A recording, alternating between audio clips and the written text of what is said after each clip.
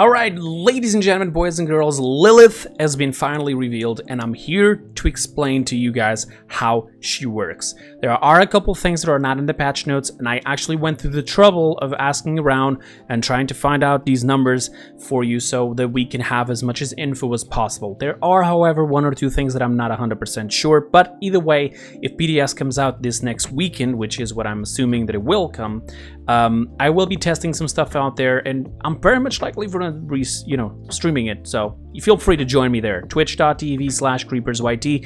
I'll be waiting for you. So let's talk about Lilith. Lilith, as you guys have probably already heard, she is basically a vampire that, according to her lore, at least it says here that, she was a defender to the magistrate, and she was a confidant and a friend of Leon, even becoming a border lord in the far-off lands over which Leon holds dominion, sorry, my bad. Yet the proud life would not last forever. Gravely wounded in a border incursion by resistance fighters, Lilith painstakingly crawled away from the battlefield, cursing those who brought her to her death door. What Lilith didn't know, what she would have not even imagined, was that the Abyss would reach out to her, like very similar to what happened, for example, with Dredge, and offer her a gift, an offer that was too powerful to refuse. Now Lilith reigns from her dark corners of the realm, aided by her unnatural long life and keen mind. Lilith dashes from shadow to shadow with her deadly heart of crimson, a sinister weapon that swells with unnatural power whenever it tastes the blood of her enemies. Lilith works towards a realm blessed by bounteous gifts once bestowed on her, ones that nobody will be allowed to deny. So basically, she will be... she still works with Leon, and in fact, on her cinematic, we get to see her going and trying to, go to the aid of Leon that called her to save Corvus in this case. That I'm still a little bit on that side, that I think that she's just trying to save Corvus so that Karn doesn't get on her ass or something. But basically, yes, she used to be a normal human, and you will see that actually from one of her skins, that is actually the season pass skin, where she was just a normal human.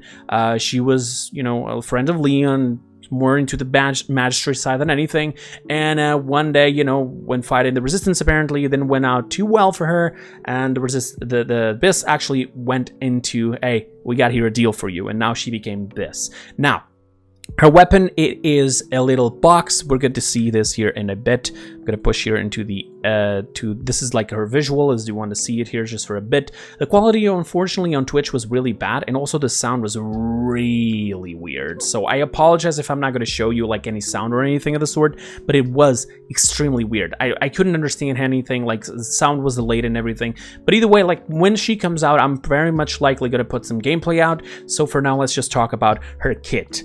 We got her visual now, we got a little bit of her lore, so now let's move along and just go here. So her main fire has 4 bullets that act pretty much like a Cassie projectile, right? And once they connect to an enemy, it doesn't go through, but there's actually a talent that can change that. But either way, she has 4 bullets, and you cannot change this, okay? You cannot put like 8 bullets. It's always 4, but you have cards that will allow you to regenerate ammo. We'll get into that just a bit. But here's a little thing that for people who just want a little bit of information, and so that in case I forget to say it in the front, you have an ability that you can mark enemies and allies. If you mark an enemy and you shoot that same marked enemy, you actually get ammo back, so you just don't need to reload in case you have to fight people because you have so little ammo. She does 600 and something damage. I'm pretty sure it is 625 damage, and it's some pretty good damage if you think about it. There's cards that will change this. One of them will even sacrifice your damage in order to heal more. In case you didn't understand that, she is a support. And now I need to talk about her HP bar. As you can see here, on this area, her HP bar, the blue one, obviously is going to be her main. I'm actually covering it. Let me just move a little bit here to the side. There we go. And basically, this is going to be her HP. It's going to be 750.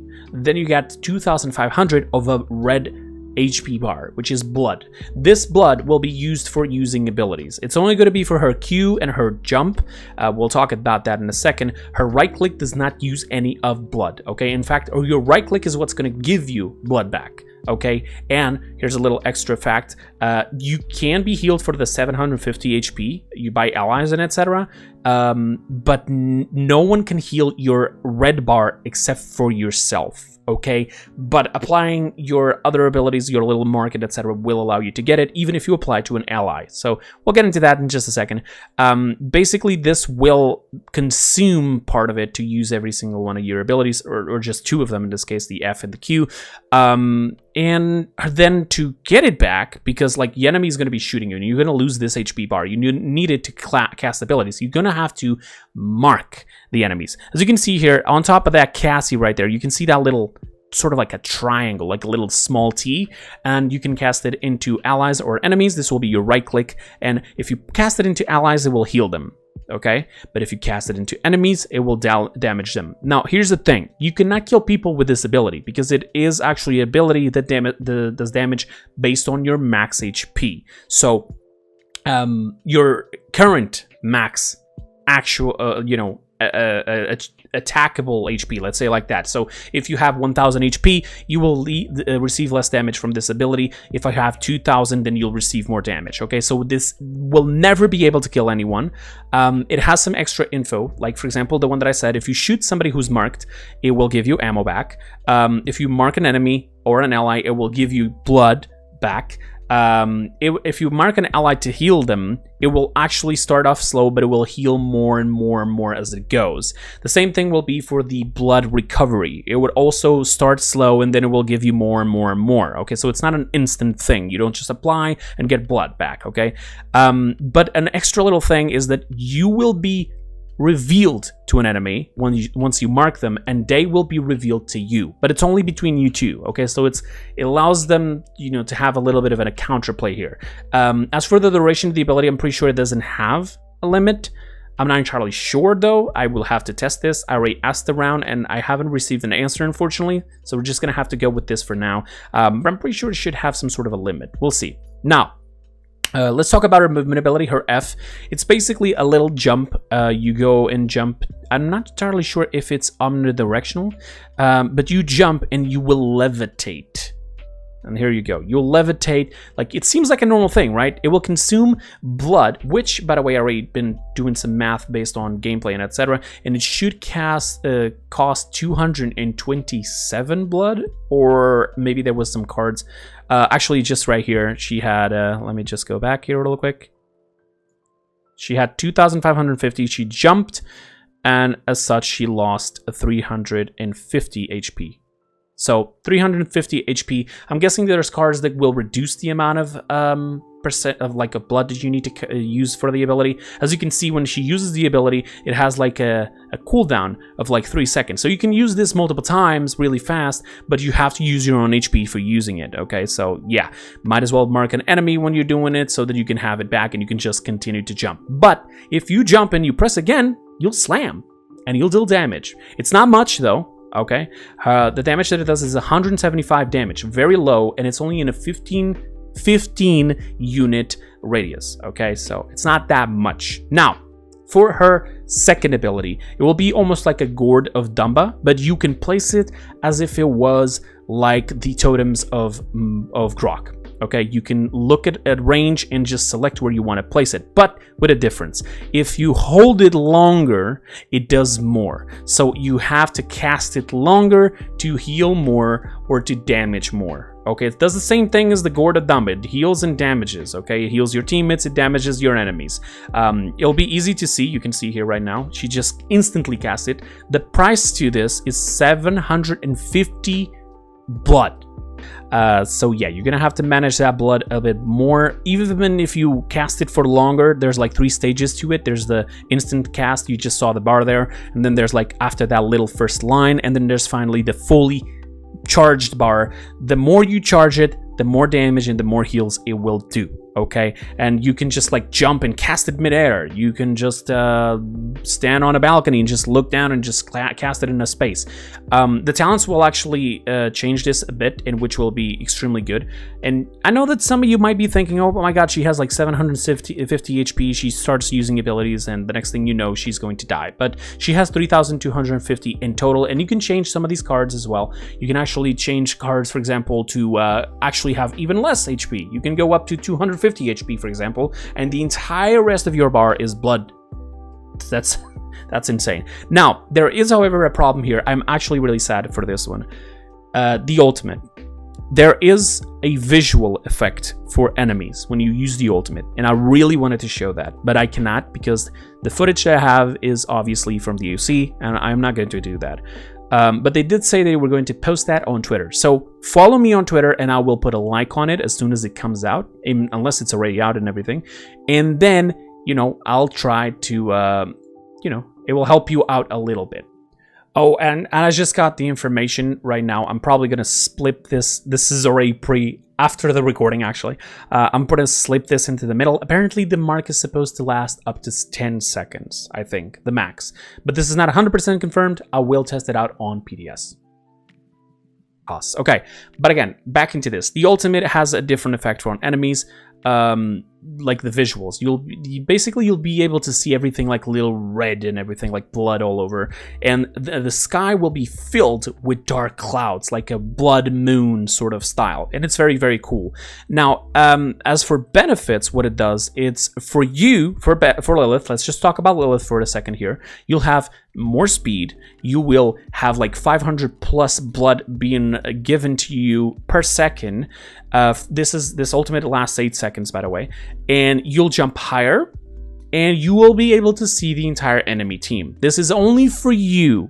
It's not a Cassie ult, okay? This is only you can see the enemies, okay?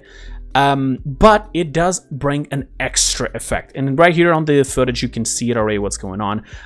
She can jump higher, as you can see, which is fantastic during this 8 seconds, but there's one extra effect, a mechanic that has never existed in Paladins before, at least I think, which is True Life Rip. True Life Rip basically will benefit your allies. It will affect the entire map, by the way. It will benefit every single one of your allies for 8 seconds with True Life Rip, which cannot be affected by Cauterize. 35% Life Rip that cannot be affected by Cauterize during these 8 seconds, okay? This is extremely good for specific champions, and it will definitely be a good support ability. It's fantastic. Like, you're not really healing them, you're giving them the possibility for them to be healed, which is insane. Also, her projectiles do leave that little blood on the floor, on the places that it hits, which is fantastic. Now let's talk about her talents, shall we? So, her first talent will basically decrease the damage output of all your damage abilities, including your jump, your left click, your Q, and even your mark. But it will also decrease the blood cost of every single abilities you cast, so 25% to be precise. And it will, I'm sorry, no, the 25% is the damage that will be reduced. It will reduce 25% of your entire damage, and it will cost 35% less of all your blood abilities costs. And finally, it will heal yourself and your allies for 15% more. So, pretty good. This is probably going to be one of the most, how to explain, the most used talents for healing. But the second talent's actually pretty insane.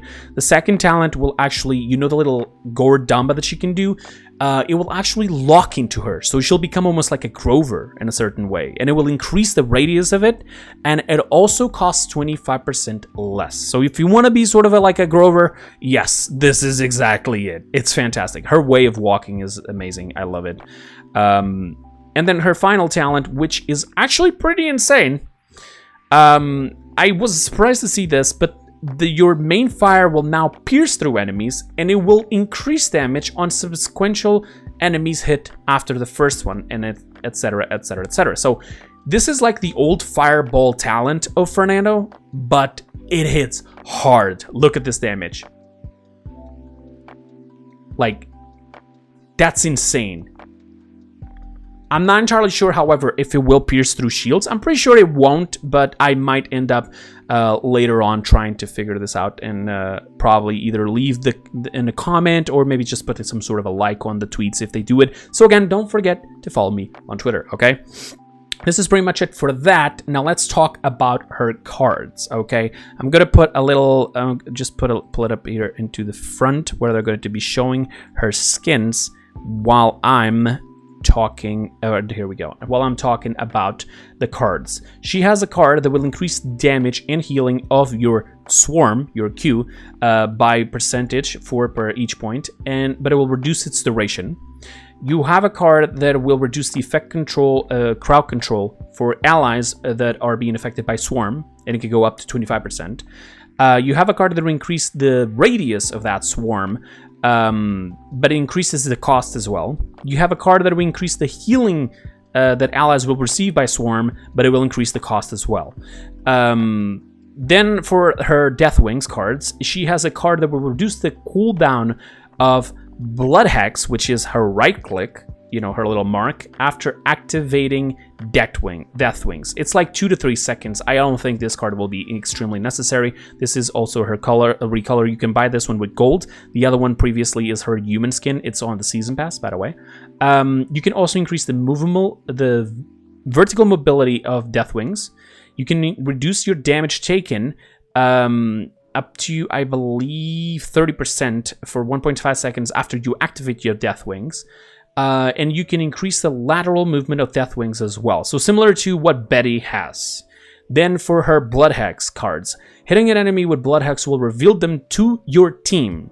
So you basically can reveal them for a percentage of time. It can go up to 2.5 seconds by just hitting them.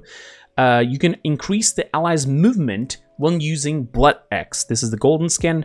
You can reduce the blood cost of Death Wings while an enemy is marked by Blood X. So as long as you have somebody marked, your cooldown of your Death Wings will always have a percentage less. It can go up to, I believe, 20%.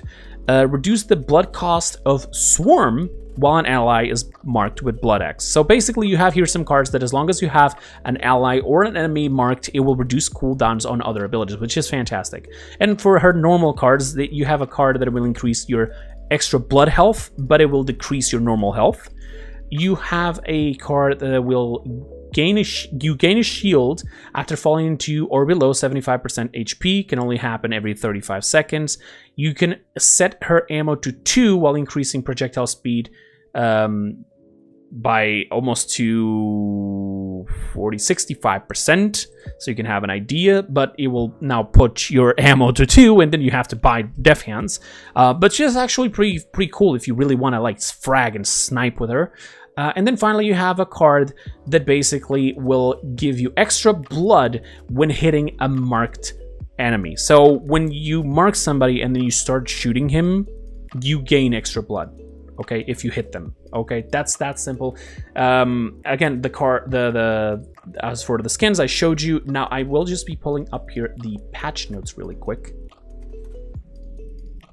Okay, and here we are for the patch notes. I wanted to show you guys this. I think I can open this here, but it would be a bit harder. But basically, this is her default emote where she's like pointing at you, and then she's like bites and closes the box. This is her default one. This is going to be the one for her season pass. Basically, she does this little, juggling around with the box, and then she starts doing like a Rubik's Cube to open it as a little solving secret box or whatever. Then you'll have the default MVP pose, which is pretty straightforward. I don't think I can just zoom in here actually instead of just, and it goes in there to the side. I guess I'll pull myself here into this side. Then you have here the default MVP pose, and you have here this one for the season pass holders. So pretty simple. On the next video, I will be talking about obviously the new event pass, which actually has a lot of lore connected to this, and it will have the IO and the Atlas skin. But watch out for that. I'll be talking about also like what extra things are coming with the event pass and what other things are coming into the trials. All right, so this is pretty much it for Lilith. Now I want to know what you guys think about this. Do you think that she's going to be hard to master? Because I do, and it seems like it's going to be chaos to try to master this champion. But I'm really excited because this champion looks amazing. I love it. I love it. I was really excited and just waiting for it to come out because holy shit. Excuse me on the words, but it's amazing. All right, and this is pretty much it for the champion breakdown. If you have any any other questions about any sort of ability costs or anything like that, or if you didn't understand specific things, feel free to ask in the comments below. Some people might help you. I might try to help you myself. And if not, I hope you enjoyed. Let me know down in the comments below what do you think about this champion, and I'll see you guys on the next one. Bye bye.